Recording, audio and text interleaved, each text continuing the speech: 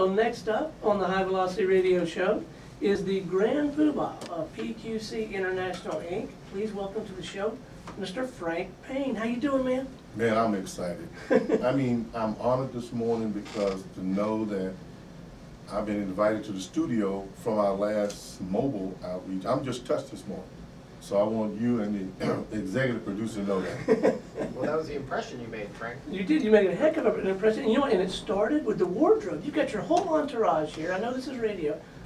With these bright yellow shirts, is there a story behind the wardrobe that we ought to know about?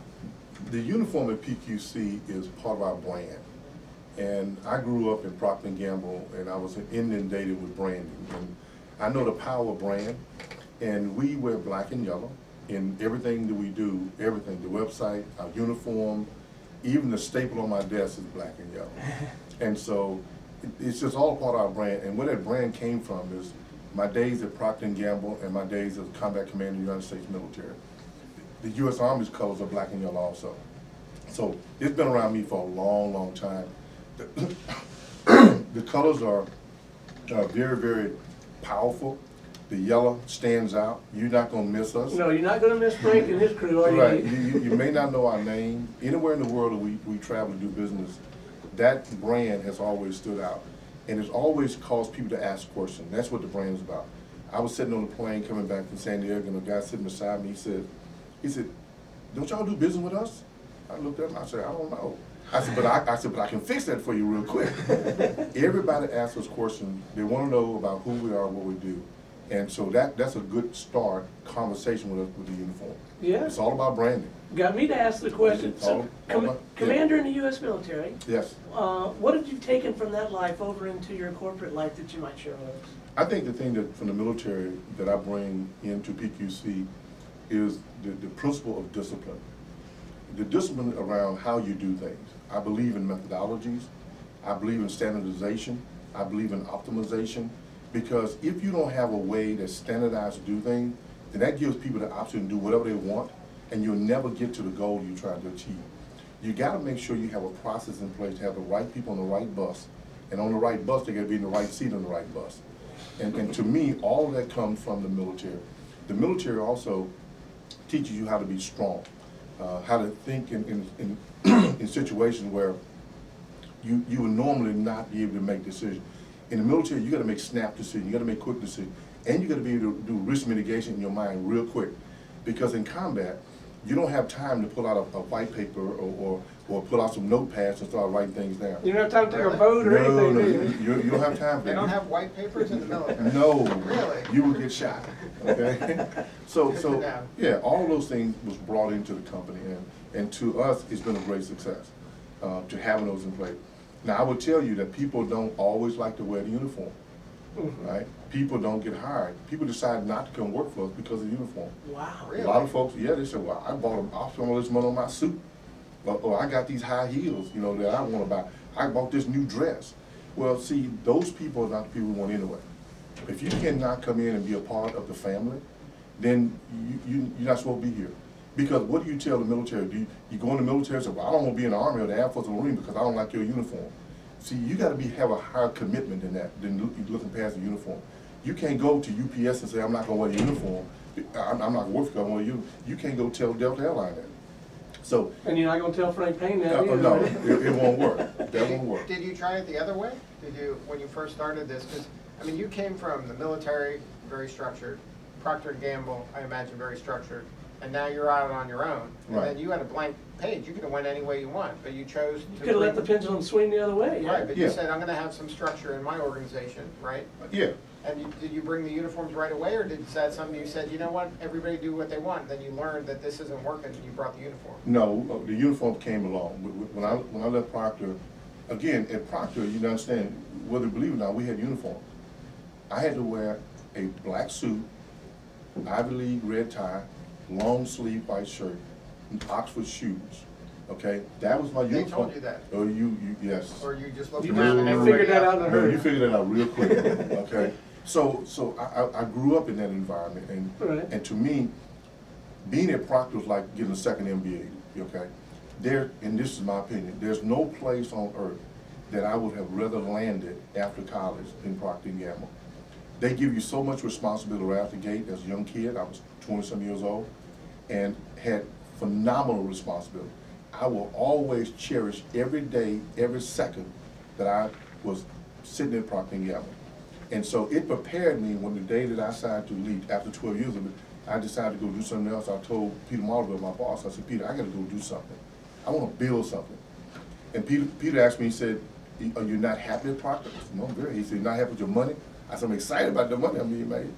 And so, long story short, I spent time with him as my mentor, and I made a decision a year later to exit P&G. Well, when I left, I had no clients, I had no money, I had nothing, okay? So, but I had a vision. I had a vision that I'm still living out today. And about 2 weeks later after I left, Peter Marlville called me up. He said, how you doing? I said, I'm doing fine. He said, I know I need some work for you to do. Long story short, that was my first contract. Procter & Gamble was my first contract. But after I got the contract, I said, Peter, I have a problem. He said, what's your problem, Frank? I don't have no staff. I don't have no office space. I don't have no computers. And so I went back and he gave me his business card. He signed the back of his business card, told me to go get what I need. So I went and got all my computer stuff. P&G paid for it, got me up and running. Wow. At the end of 1 year, I called him up. I said, I need to write you a check to pay you back. I said, because we're doing pretty good right now. And he said, nope. He said, just send us a check for $1 and we'll send you the paperwork. That's how I got started in business. Wow. So it's about relationships, huh? It's about relationships. Yeah, I wanna meet this guy. Yeah. I think Business Radio X can use a relationship with this guy. Exactly. Yeah. Is Peter available? He's retired, going back to Great Britain. So PQC International, what do you guys do? What problems are you solving for folks? Well, PQC International is a global management consulting firm, and I underline the word global. And the reason why I do that, because it's just not a word for us. We actually do work for our Fortune 500 and Global 1,000 clients. So our clients are all over the map. So they could be in China, Brazil, wherever a client asks us to go. My philosophy, if Delta will give us a ride, we'll go. All right? So it's not, we truly do global work. So we're a management consulting firm. And so people say, what do you do? Well, our respond to it is that we help you make whatever you do profitable and productive. And then we say, we don't compensate effort, okay? We compensate measurable results. See, for us, it's all about being able to quantify what you do for a client. Because anybody can do consulting work. Anybody can do consulting work. You can have Joe Blow down the street can do consulting work. A lot of out-of-work people will tell you Yeah, they're consultants, right? Right, a lot of people use that term loosely.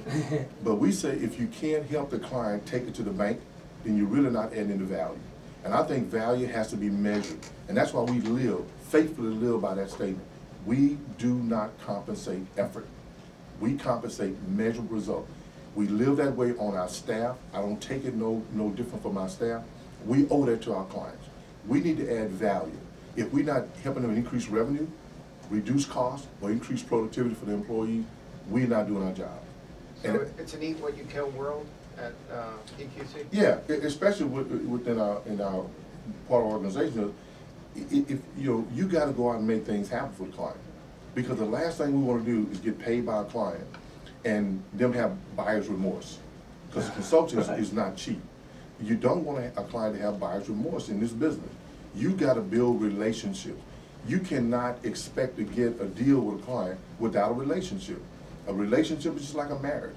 It takes time to build it, but you can lose it within a second. I am firmly a believer in relationship building, and it doesn't happen overnight. It takes time, but you got to. And our philosophy is, how do you close that relationship gap? If you meet somebody new, how do you close that relationship gap fast? And there's some techniques we have to do that, but again, you can do it through speaking engagement. You can help close the gap real fast. I mean, I met you guys just at the show. Right, okay? right.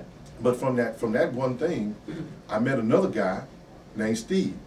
Well, he connected me into the P&G Alumni Association. Oh, wow. All right? So now I'm part of the P&G Alumni. So they've asked me to be on 4 or 5 talk shows. My first one is coming up in a couple of weeks. You're welcome, so, Frank. You That's are. all I'm hearing. Yeah, And a big thank you right. to us. It's a huge thank you, because speaking engagements, lunch and learns, webinars, Those are ways that we build relationships. Those are the way we get out there and build relationships. Well, that sounds like okay, but I see that radio just kind of knocked the ball out of the park for you. I think you guys really get credit for this. Right?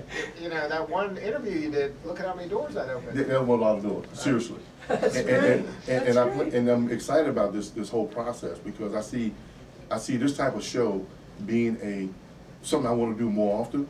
So we'll talk about that after the show. But anyway, it's something I want to do more often because I think this is the way to reach a wider audience. And at the same time I'm on the show, staff is back at the office tweeting, doing Facebook to sort of generate more activity within social media. See, a lot of ways to build relationship. And learn how to play some golf. I'm not a golfer. I play golf like military. My balls go left and right. So I've convinced myself it's not trying to win the game. It's about, on that first 9 holes, building a relationship. That's right. So the worse you are, the better, because you spend more time with the guy. Yeah, because and the client wins, doesn't it? Oh, How bad can that be, right? the client gonna win, and I'm not gonna go look for that ball. I carry extra balls in my bag. Hey, if you can't afford to play, you know? I drop the ball, and we keep going. So You're saying that. Yeah, you know, I'm having fun. I'm having fun though. Now, can you just give us an example? You say that you don't get compensated for effort. Can you walk us through what a real life engagement looks like for your firm? Like Yes. say our company, we're always looking for more sales, and we want to engage with you. How would that work? Well, if you're looking for more sales, that's not the kind of consulting we do. What do you do? Okay, we are consulting, for example, let's take one area, engineering, for example, okay? And let's say that you have some problems in your operation and you have a lot of failure with your equipment. Okay. Out in the world somewhere. Right. Well, one of the service office is forensic. We do a lot of forensic analysis work. You know, like CSI, Miami, CSI, New York type stuff.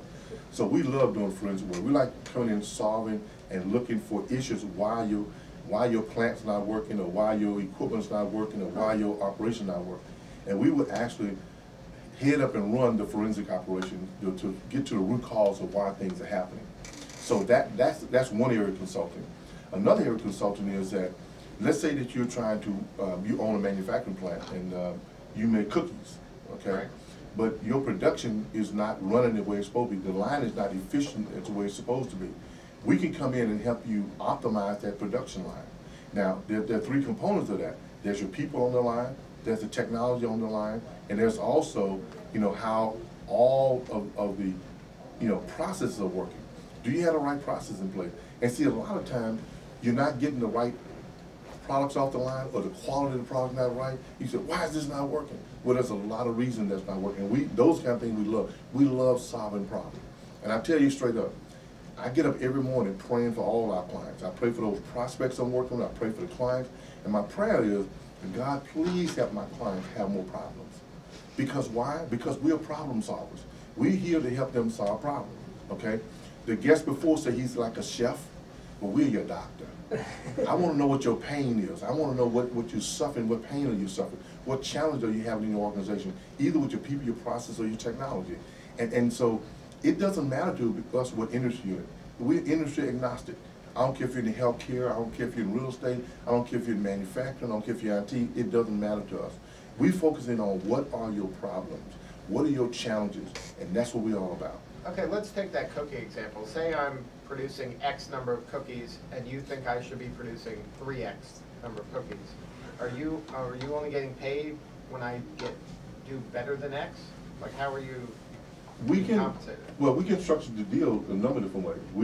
We can come in and actually look at what the issues are, right? And we can make it painless for you by saying, look, we pretty much know what we're going to do to solve this problem. Right. So therefore, we don't want you to be surprised when you get an invoice from us. Right. So we've done enough requirement analysis to truly understand the requirement. So we're going to give you a fixed price deal. Right. So that as we fix the problem and you get an invoice from our controller, you're not shocked. Right. Because we're not charging you by the hour or by whatever. It's by the project? It's by the project. Now, that's one way to structure. The second way, you may say, well, gee, you know, I'd rather not go that route. Right. And if you tell me that, I'm going to have you checked out by a doctor. But you may want to be charged by the hour because maybe you don't know what your problems are. Right. So sometimes we got to do some investigative work that may take a lot of time to do that. And we may enter into a time and material type contract with you to help get to that point. So that's a standard consulting. Right. But once we understand what your problem is, we like to lock it down right. to help be more cost effective. We're not here to make you lose money. We're trying to help you be in a position to gain more revenue and make your business operate more profitably. Right. So it's a lot of different ways we can structure the deal to get you what you need. So with a global presence, do you run into any cultural challenges in describing the work or executing on the work? Yes, we do. On our staff, if you come to our office in Norcross, you'll find that there are 14 flags in our main conference room. And those 14 flags actually represent 14 nations on our staff. Wow. Physically in our office in Norcross. There are 14 nations. And the reason why is because from the beginning with the vision of the company was not designed to be just the typical business. It's designed to be a business that was more diversified by culture. Not by race, not by gender, but by culture. We're more interested in the cultural aspect. You know, we have people from Moldova on staff. We have people from Russia sitting right here to my right from on our staff. We have people from India on our staff, China, South Korea, Philippines, you know, the list goes on. So we literally have 14 nations represented on our staff. And that's important to us because last year for a client, we was in India doing a major engagement. And that culture is very, very complex. You got to understand what you're doing. You have 29 states inside India. You have about, you know, Kavita could probably correct me, but you got many dialects of languages. You got many languages in it. And so it's very complex, but a great place to do business. But you got to know what you're doing. And so, you know, you got to have the right type of staff to do that. You just can't go to somebody's country and do that. We have a team that's down in Brazil right now doing work for a major client. I just got back from South Africa because we're getting to do work there. We've done work for clients in Suzhou, China, Shanghai. We've done work in Adelaide, Australia for clients. So you got to understand that local culture, and you can be global, but you better take some time to understand local culture because even hand signs can get you in trouble. The way you speak words can get you in trouble.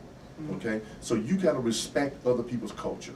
You got to understand and respect it because we as Americans sometimes, we want everybody to respect America.